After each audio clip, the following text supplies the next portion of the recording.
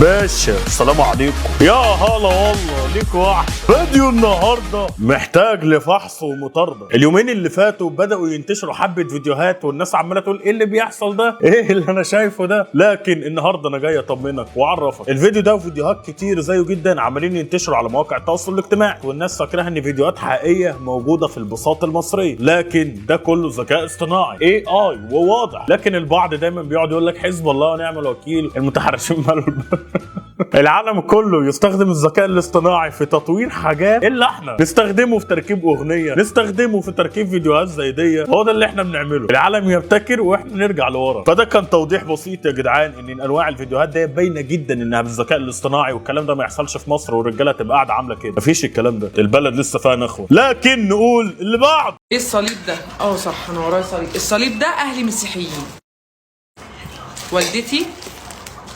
والدتي مسيحيه، ولادي مسيحيين، اهلي كلهم مسيحيين، انا الوحيده اللي مسلمه بس. ربنا يكملك بعقلك وسيبوا الناس في حالها يا جدعان، مالكوش دعوه بحد وما تتدخلوش في ديانات. اللي بعده.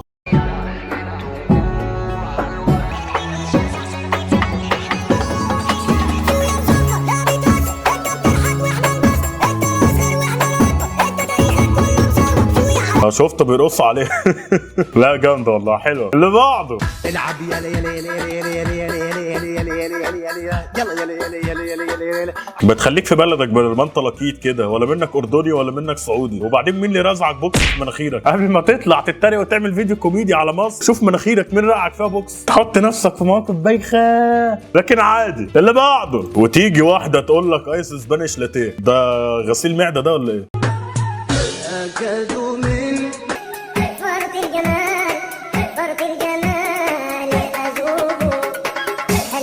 بالهنا والشفا. جابت اكبر كوبايه عند بتاع عصير قصب، تعمل لها 20 جنيه الكوبايه دي. اللي بعده. السعودي وينه؟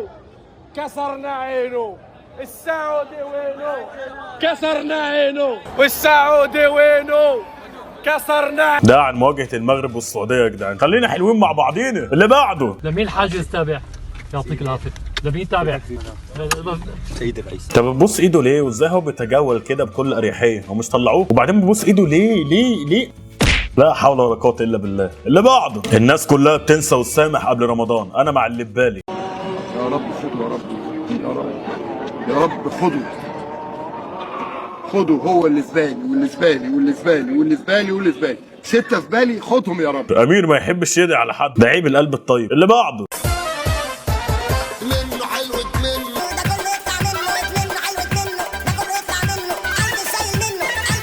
دول 2 اخوات يا جدعان دمهم خفيف وحلوين على الابلكيشن، الاتنين توأم بالمناسبه، انا بحبهم بصراحه. اللي بعده. مشجع مصري يشكر منتخب بلاده على الاداء المشرف بكأس العرب.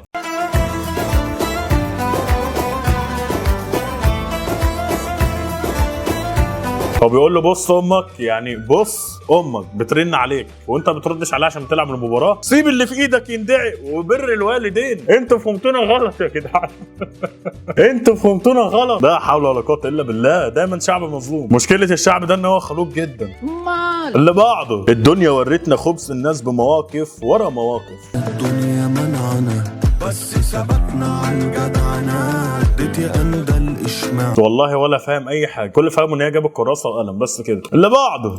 انا ما بخافش، هتقتلوني، هتلفوا لي قضيه، انا عامل فيديو سايبه للولاد. ده مش جنون العظمه يا جدعان، ده جنون الايمان. لما يكون قلبك مؤمن بالله وعارف ان مفيش حاجه هتصيبك الا بامر الله سبحانه وتعالى، قلبك ما بيكونش خايف. فاهم بالي؟ فده مش جنون عظمه. اللي بعده.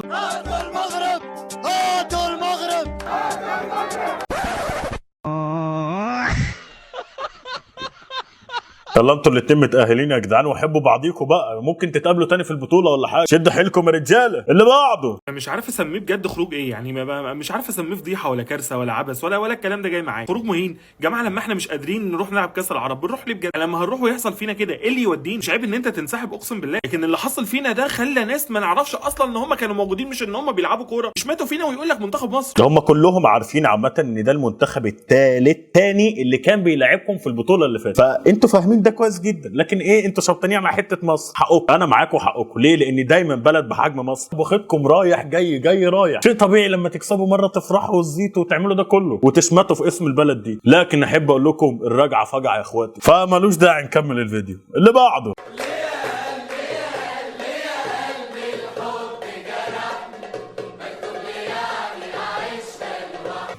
نشوف الفيديو نقول كيوت وكده.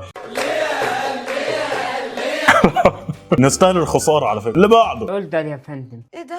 انت مين؟ انا عامل الدفل يا فندم. يا لهوي. عامل مين؟ دفلي؟ يعني ايه تفلي؟ تفلي شاي؟ وضح. على جماله. ايه يا استاذ، ايه اللي حصل؟ ايه ده يا اميره؟ في ايه بقى انت يا جدع؟ مش امك قالت لك ما ينفعش تطلع بعيونك دي قدام البنات كده؟ ينفع تعمل في اميره كده؟ هو مش قاصد ان يعمل كده في اميلي. اميلي هي اللي اوفر بصراحه. يا لهوي على جماله. لكن يعمل ايه الراجل؟ عيونه عيون فرعونيه بتجذب الوليه. انا مش قاصد يا استاذ ان انا اعمل فيها كده. عبد الله ما تسيبوش يمشي يا عبد الله، انا ما صدقت لقيته واحد زي القمر بالشكل ده. عبد الله جوزهم بسرعه. ده عمري ما اسيبه ابدا.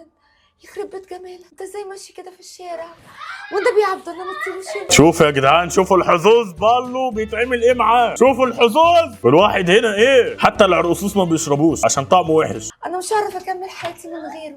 هات المأذون يا عبد الله ويلا عشان تكتب عليهم. اللي بعده. خالك لما عرف ان ازازه البيبسي ال 2 لتر بقت ب 40 جنيه. هو النبي ما اعرف بقت بكام دلوقتي. فلسطيني فلسطيني كده هيقطع اجباري. اللي بعده. يرحم زمان لما كان لما حواليا تاريخو بتبصوا بعضيكو، ده انا بتعاير بيكو في الرايحه والجايه. احلى باي باي من غير ازاي، وافتكر قلت لك دورك جاي. بعتني وخنت، ده انت ولا صنت بق ميه ولا كوبايه شاي. الاغنيه جايه على الجرح. اللي بعد. بقى انتوا عايزين تقولوا لي ان البلد اللي فيها 60 مليون شاب ما نقدرش نطلع منها 6000 لعيب كوره زي محمد صلاح؟ والله نقدر، بس هو الموضوع ماشي بالوسطات يا ريس. والله يعني دلوقتي الوسطات بتلعب دور كبير، وديك شايف النتيجه يا ريس. في الاخر بنخلي ناس كانت بتشخ على نفسها في الملعب، والحد حتى ما كانوا بيقابلونا بالفرقه الثالثه كانوا بيبقوا خايفين في بدايه المباراه. بس يلا ما علينا. اللي بعده. بقول لك ايه يا اسطى، هو انت خاطفني ولا ايه؟ الشارع الضلمه اللي انت جايبني فيه ده يا اخويا. يا اختي ايه بس الضلمه اللي انا موديك الطريق مختصر عشان ما نلفش وندور على بعض. لا بقول لك ايه، انت خاطفني ولا ايه؟ ده البت لما تبقى اموره وما فيهاش غلطه يبقى ده لسانها، يا ريتك ما فتحتيه. اللي بعده. ايه هي اكبر قاره في العالم؟ اكبر ايه؟ اكبر ايه؟ يا عم اكبر قاره. قاره؟ يا ابني انت قصده قاره يعني. في ايه يا جدعان؟ اكبر يا عم اكبر يا عم قاره.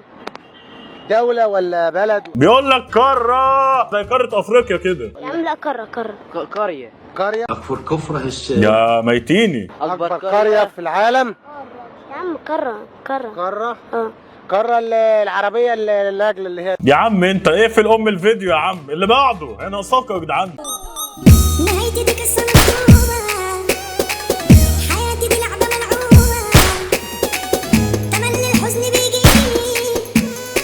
معلش يا حاجه بيصور توك توك مسحها فيا انا. عدي ياما نهارك ابيض. اللي بعده. في السقف ولا في السقف؟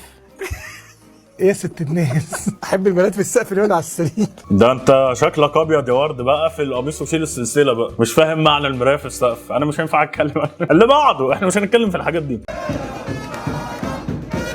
جماهير الجزائر تغني هلا رمانه مصر زعلانه. ايش انت هتنضم لهم؟ كل الدنيا بتسكت قلبي وبعيش نص دقيقة قلبي وبكتب ودني اللي بتسمع وبقول مش معقول. انا بحبكوا ليه كده؟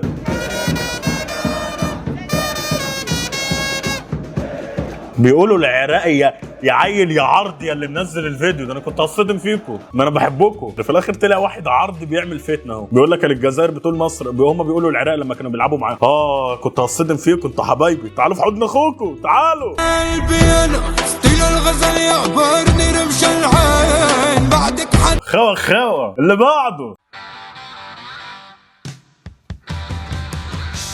اتفضل يا عم. حتى نيوزيلندا البلد الوحيده المصدره للسمنه بتضحك عشان هتقابل مصر. منه لله اللي كان السبب. اتفضل. كله جه علينا المره دي قوي، زي ما يكون كله كان مستنيها والله، لكن تتعقد. اللي بعده. نفسي امسك الشبشب ده في رمحه كده. تتاخريش عشان الرجاله، ما تمشيش، ما تجريش على الطريق عشان الرجاله، البسي وسع عشان الرجاله. طب لف الطرحه عدل وبعد كده اطلع انتقدي في الرجاله. اللي بعده. الاخوه العرب في كره القدم. حبيبي في بلدك بس. منو؟ وانت بلدك بس. وانت وين؟ ما تتكلمش. مصر بقى. انت ما اخدتش اصلا كاس اسيا. منو؟ اقعد ساكت. وانت بتشتغلني يا رجال بتشتغل. انت اخرك حاجه بتطلع من كاس اسيا من دور 8 ودور 16. انت ولا ايش؟ انت بتشتغلني. انت اسطوره في العالم ولا ايش؟ ده هم بيحبوا بعضيهم يا جدعان، يعني هم بيتكلموا مع بعض شويه. بيتكلموا مع بعض شويه، بيحبوا بعض. احنا كلنا واحد يعني، مش حته الجلده اللي هتفرق بيننا لو جينا نتجد يعني. يا اردن اليوم انا هنفوز عليكم، وبعدين بقول لك اياك تنسى تاريخك. وبعدين اللي عمل المنتخب بتاع الاردن الجوهري محمود. انت الاول الهند كانت تفوز عليك، سريلانكا كانت تفوز عليك، بنجلاديش كان يفوز عليك، ولا انت عشان فرحان انك انت وصلت كاس العالم؟ انت فرحان؟ بص، واحد منهم محترم اهو والله، مش كل شعب الاردن يا جدعان، يعني ما تاخدوش فكره سيئه عن كل شعب الاردن او الحفلات اللي عملوها دي، لان هم اول مره يفوزوا على منتخب مصر. مع احترامي الكامل لشعب الاردن، عارفين العلاقه بيني وبينكم ايه. لازم يحترموا الشعار ده ويخافوا عليه بجد، لان اللي احنا فيه ده فعلا طالعين دمنا محروق. خلاص يا جدعان بقى، مش هنقعد نتكلم ونزيد، خلاص بقى، ما هقفل الفيديو وربنا. اللي بعده. قسما بالله العلي العظيم يحرم علي النوم طوال مو غريبك عايش يا زعيم. الله يرحمهم، بس احنا ما متناش، احنا مرضنا. المرض واجب لكن احنا ما بنموتش. واشوفكم على الفيديو الجاي. جود نايت يا بيه. Goodbye bro. Goodbye bro. Goodbye bro. Goodbye bro.